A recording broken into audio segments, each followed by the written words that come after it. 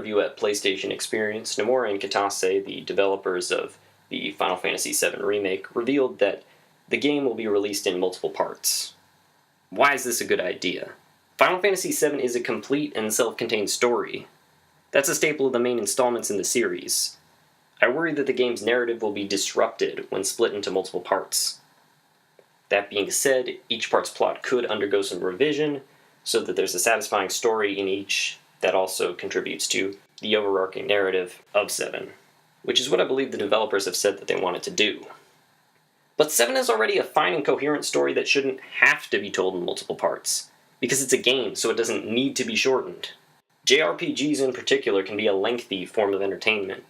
People don't usually play through a game in one sitting, and as long as the pace of the game keeps the player engaged and having fun, then the player won't lose interest, even if there's like 60 to 90 hours of content.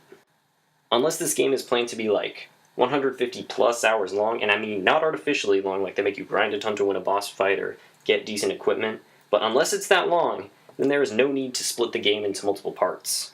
This isn't a movie that needs to fit in between a 90-minute to 210-minute running time. But Nomura did justify this decision, which I bet he was probably paid to say, but he explained that without the multiple parts, they'd have to summarize some aspects. As I've already talked about, the story doesn't need to be summarized, because of the nature of video games. And if it's a hardware issue because the consoles can't process all the game's content, then distribute it out over multiple discs. The original had 3 of them. This multi-part game plan reeks of Square trying to milk the cash cow that is Final Fantasy VII for all she's worth. This way, they can make a bunch of people pay $60 or more to play different parts of the same game. Now, I understand that video games are a business and that the developers and the company, they need to make money. But what irritates me is that they're deliberately creating problems and potentially worsening the product to make money.